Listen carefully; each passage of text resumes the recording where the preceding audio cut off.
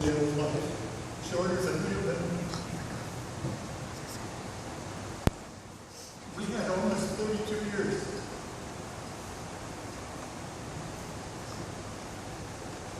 A wonderful marriage. And truly, the only thing we disagreed upon was our patience.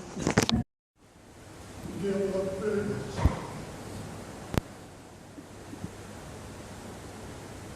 She was a fantastic mother. She was a loving daughter, a devoted wife, and determined in her own mind. And she was so very proud of our home and our garden. Gail was indeed a great organizer. She handled all the fundraising for the Clandonald Education and Charitable Trust. The fundraising work she did for St. Clair Memorial Hospital Auxiliary is still talked about today. And she was an eager worker for March Downs. I know what she's doing right now. She's reorganizing the files in heaven. She's probably teaching the angels shorthand, because that was her strength. She was loved by all, and especially by me.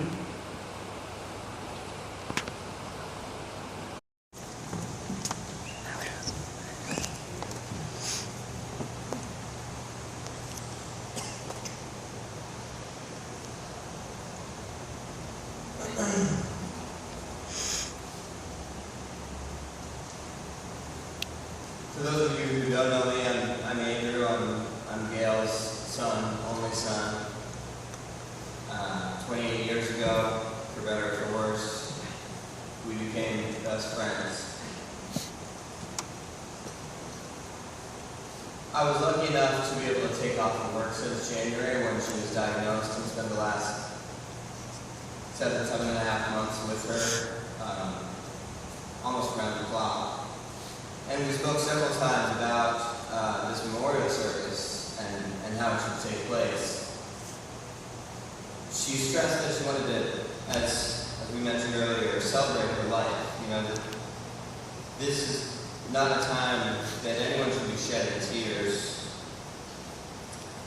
So we joked around with each other and tried to figure out a way of how I could make sure that that could happen. And so just to let you all know, I brought a taser.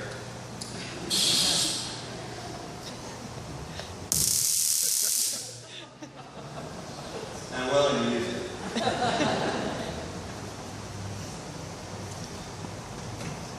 In all seriousness, thank you all very much for coming today. I can't stress enough how much it means to me and the remainder of my family to see such an outpouring of condolences and visits and food. It was incredible. And for those of you that couldn't come, I'll leave my business card in the back. Incredible suntan that she had year-round, and unfortunately that didn't come down to me in my jeans. Turned red like a tomato. She loved nothing more than to wake up in the morning, go out, lay out on the beach, jam her favorite tunes, drink some Miller Lights, rum and cokes, even a frozen fruity drink or two if she felt interested enough in it. Sports was also a huge, huge passion of hers. The Steelers and the Penguins especially. We were lucky enough to have season tickets, and she and I would take pride in putting them on eBay and making exorbitant amounts of money off of the major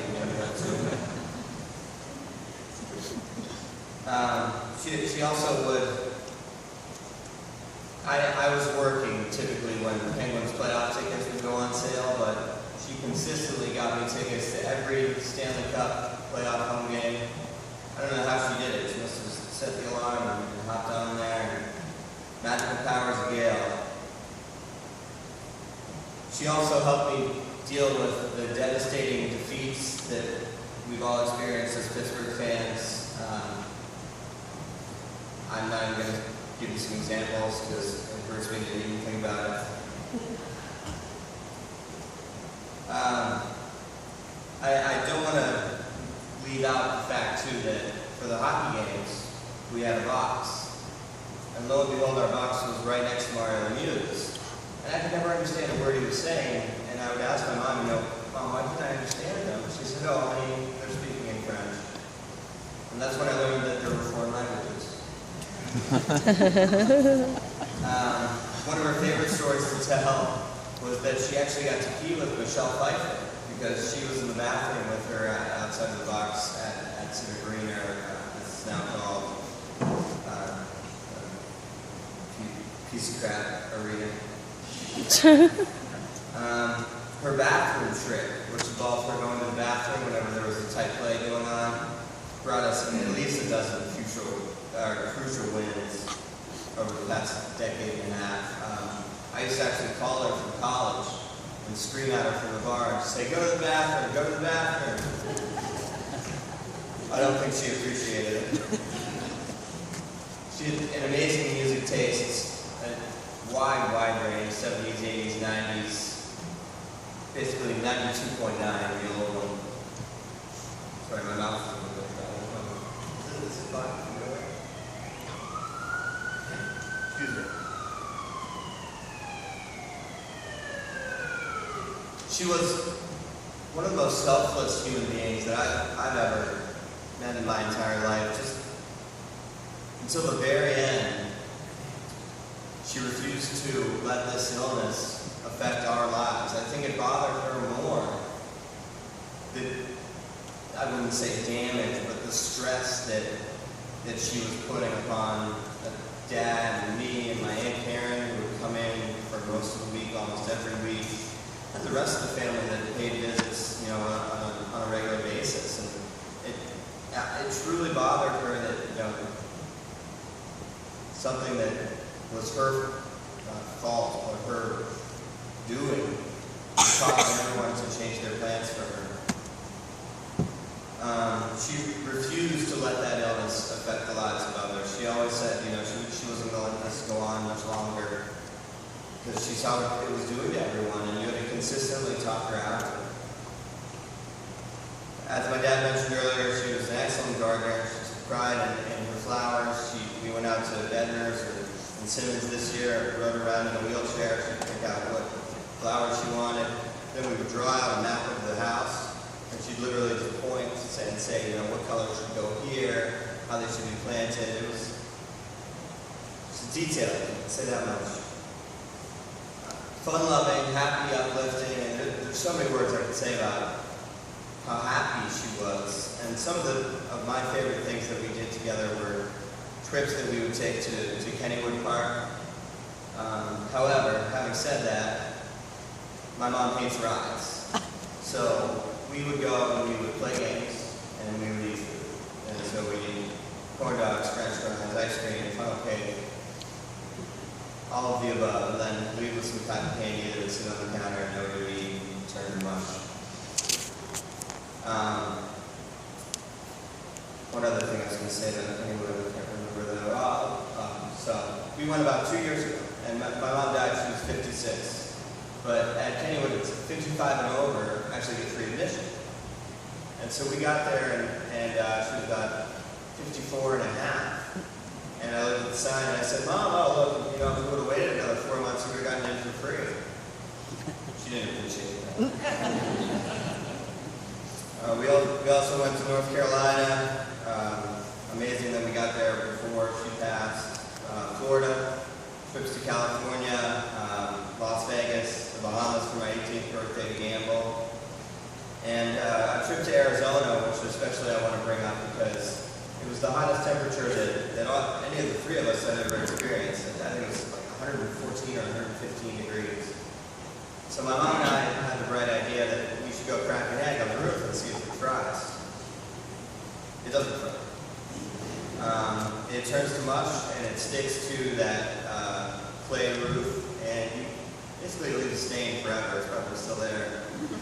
We tried our best, but it ended up smelling like censored by the end of the day. Favorite animals. I got to start with dogs. When I was born, she had Brandy for, I don't know, maybe a dozen years, sometime around that. And initially, Brandy hated me, I think, until Brandy realized how much Mom loved me. And then Brandy took care of me like a guard dog. We followed Brandy up with Callie, Shetland Sheepdog, which is a miniature version of a collie. However, Callie wasn't so miniature. He was a fat dog, one of the fattest dogs you'll ever see. And it didn't help that I'd feed him almost half my plate off the table every night. She sort of bookended her pet owning career with fish. And Karen, correct me if I'm wrong, but I believe the first two fish you had were called Bull Poop 1 and Bull Poop 2. And we followed that up with Nemo 1, who Karen picked up, who was a goldfish. And unbeknownst to me, goldfish excrete from their bodies at a very, very fast rate. And I don't particularly like to clean fish tanks. So we got rid of Nemo 1. Nemo 1 went to a good pond somewhere, a pond that loves it. And Nemo 2 came to me. He was a betta fish, and Aunt Karen, I believe, is still alive. Still alive. Good to know. Just for a minute, I want to discuss about, you see that there's the urn up there. My mom's wish was to be cremated, but her wish also for, I'd say she brought it up to me maybe 8 or 9 years ago, was always that there's a company that's called LifeGem. And what LifeGem does is you take a piece of, it's about 5 or 6 ounces of someone's ashes, and they'll put it in a compression machine. And that compression machine will turn it into a synthetic diamond with the color of your choosing, a clear red, yellow, blue. And my mom would always ask me every year or two, and she'd always say, "You remember the color, right, Andrew?" I'd say, "Color what?" And she'd say, "Diamond." And every time I forget, I'd always guess blue, and she'd say, "Yes, sir." And so I know it's blue. And I've got the kit, and I'm actually going to be in Chicago next weekend for a wedding, and I'm going to drop off the ashes at the place. So we'll have a nice blue diamond to remember her, along with a lot of other things, as long as Dad doesn't throw them out. I want to talk about my grandma and the fact that she lived with us for 17 years. And it feels like just yesterday, honestly, that I was up here doing the exact same thing that I'm doing right now. And I said during that speech that the thing that I appreciated about her most was being able to run into her room and escape my parents when they were yelling at me. She was my escape. And at her funeral service, I stated unequivocally that she was the most important person in my life. And people looked around, and I saw a lot of people looking at my mom and just giving her this sort of, are you going to flip out or start crying once? She didn't, she just smiled. But afterwards, well, hang on first 1 second. I want to clarify that my mother is and always will be the most influential person in my life. She shaped me into who I am today. And I'll always be thankful for her hard work and dedication because I know how damn hard it was for her.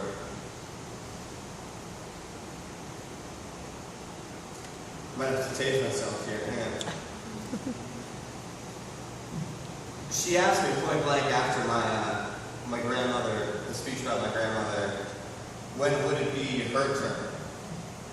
Her turn to be taken care of by me and loved more than anyone else. Personally, I always thought that her turn would be when she lived with me and my family, and she raised her grandchildren to be as spoiled brats as much as I was, just out of spite. However, her term was January through August of 2013. I cherish the time that we spent together. I wouldn't trade it for the world. I'd give anything back just to spend another night watching American Idol, American Talents, Wheeler Around, take her to Rita's Italian Ice, Annie Ann's Pretzels, eat a breakfast at Gabonese, get a Fermani sandwich, go to the Euro place, big fat Euro, or frankly just listen to her bitch about me for 15 or 20 minutes. But I just want to let her know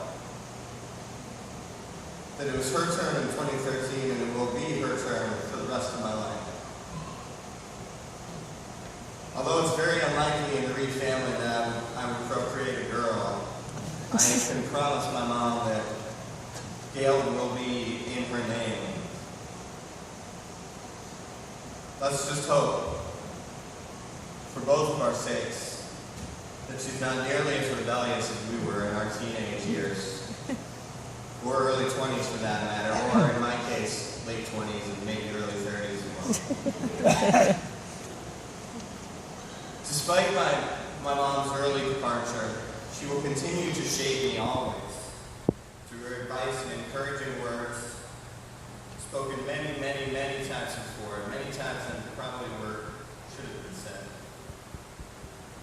She will always be next to me as I journey through life. Thank you guys all for listening.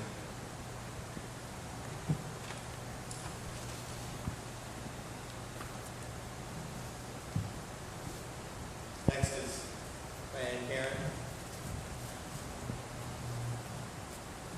I don't know, Gina, if you're here today, but Gina Grosso posted a message on Gail's Facebook page that resonated very deeply with her family.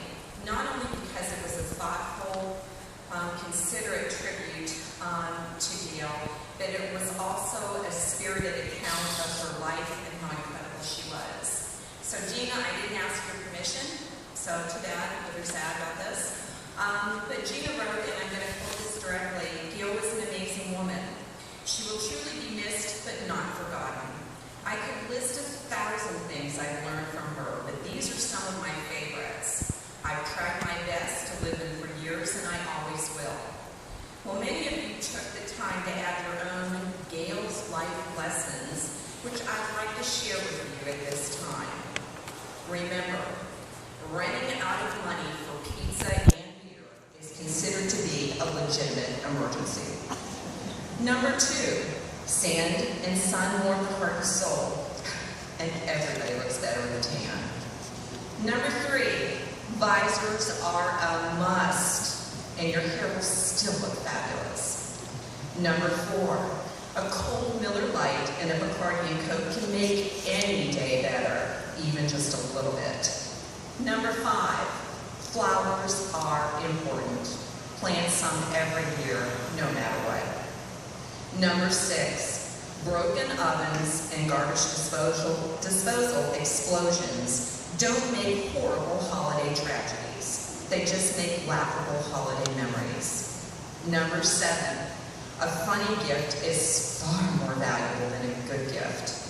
Laughable memories last forever and never become obsolete or can be regifted.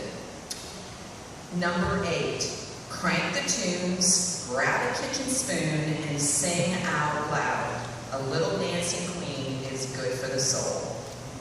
Number 9, you're never too busy to stop and smell the roses and do something nice for someone. And oh, when in doubt, do-do. Number 10, an invitation from your sister to Skype at 2 p.m. on a Friday afternoon is approved by every human resources department in America as a legitimate reason to quit work early. Number 11, always, I repeat always, question a recipe from a good friend, because often the secret ingredient has been left out. And number 12, if you are brave enough to ask for a thumbs up from a friend you can really trust, you're going to get one. And finally, I'd like to end with one of Gail's favorite quotes. Travel light in life. Take only what you need. A loving family, good friends, simple pleasures, someone to love, and someone to love you. Something to eat, enough to wear, and a little more than enough to drink, for thirst is a dangerous thing. We'll miss you, Gail.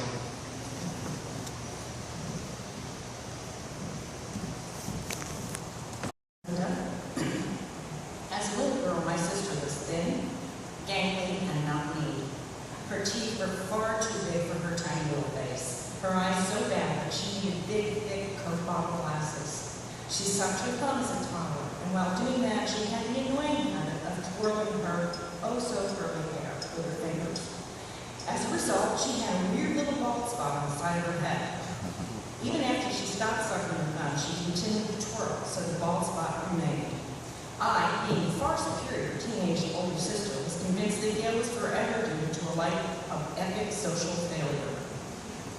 Fast forward a few years, I came home for the weekend from Penn State and brought my beau, who was later to become Kate's dad, along with me. This was the first time my family was meeting him, and I was a bit anxious. My mom greeted us at the door, and just behind her, I saw Gail coming down the steps. My gangly, ugly-duckling sister had straightened her hair, gotten contacts, and grown into her teeth. She was stunning. My beau was completely taken by her. She looked wonderful. No, make that beautiful. The duckling had become a swan. Or love when you look. No, all the humor, taking anything that it was given. Our duckling went on to enjoy a popularity that I was envious of. She was just fun to be around. With her great sense of humor, Gail could manage to find a reason to laugh on even the lousiest of days. She enjoyed poking fun at herself more than anything, and even during her illness, she managed to find some humor in the situation. I think that special ability, that self-deprecation, was what made people love Gail so much. She made others feel comfortable. Shortly after we got back from our last beach trip, I wrote an email to Gail, and this is it. Dear Gail, it's late and I am tired. I had hoped to have some private time with you when we were at the beach. The time never seemed quite right, and it probably isn't now either. There are so many things I want to say to you, but I can't make myself do it. I try to keep things light and funny, as it has always been with us. You don't need me sniveling and crying when you have so much to deal with. Still, it's important to me that you know what's on my mind. First and most important, I love you very much. You will leave a hole in my heart that will never be filled. Get the taser. You are and have been for many years my best friend. We have shared some insanely fun moments, most of which we created. We have some weird sense of humor that allows us to deal with even the worst of times with some community relief. Who will share that with me when you're not here?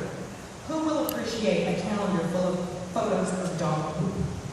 Who else will make bathroom slippers out of sanitary napkins with plastic poinsettias on them? Oh, and how about the nasty pink scarf made of rabbit fur balls, which oddly was a fashion trend the following year? Who will remember the Julia Child video of you making Thanksgiving dinner, and so much more? Second, I thank you for loving my daughter. She loves you so much. I think that she has looked at you as a second mom of sorts. I admit to being jealous at times of what you two have shared, but I'm also so happy that she feels as if she is a part of our sister circle rather than just a niece. She has no siblings, so this female connection has meant a lot to her and me as well. I thank you too for keeping Karen and I in touch. We are both so busy. For many years you have been the conduit through which we kept in touch. Things are different now, but for years our news of each other came through you. I will be forever grateful to her for her selfless devotion to you when you needed a sister the most. I am sorry that we, the three of us, will not be dirty old ladies together. We would have made the Golden Girls look like nuns. I thank you too for allowing me to share some times with your son. I don't know much about boy children, but I've gotten to know him so much better over these last few months. While he certainly has his moments, as do we all, he is a good man, and I do not make statements like that lightly. As you well know, I'm not overly fond of men in general. I hope that we continue to be close. I'm guessing he will invest from time to time when we will be there with him. Okay, I'm falling asleep. There is so much more I want to say, but it will have to wait for another day. Autocorrect is driving me nuts here. Anyway, I hope this does not make you depressed. I meant this only in the best way.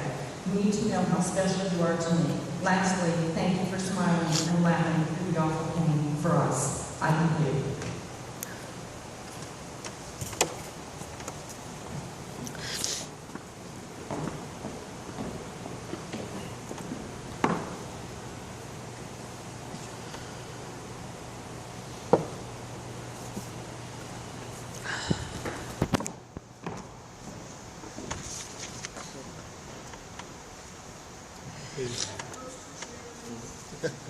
Oh. I'm Diane. But the days are away. I was her oldest sister. And I'm sorry.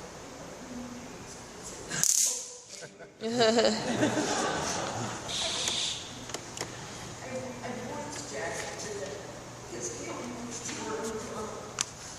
She was a great, happy, healthy, and when she smiled, the entire room lit up. She was passionate about many things. One of the things she loved most was going to the beach. And as my other sister said, the sun, the sand, and the sand of the ocean. From the time we were very young, we would go on vacations to North Carolina, so it was fitting that her last trip was a dream come true for her. She had always said that she wanted to see the beach one more time, and she did. Just a few weeks ago, my sisters, Courtney's brother and wife, Andrew and I spent a week in Rodin, North Carolina, and if you saw the people in Rodin, no, it's not an isolated house, it's built up. The weather was outstanding. Would you like me to have the opportunity to have warm coffee on the deck of a special wheelchair, let her go down to the beach and get her knees wet and cover the sand. Needless to say, there got the wish and the smile on her face every morning competed with the sun and spoke volumes. She had peace and a serenity outbroke.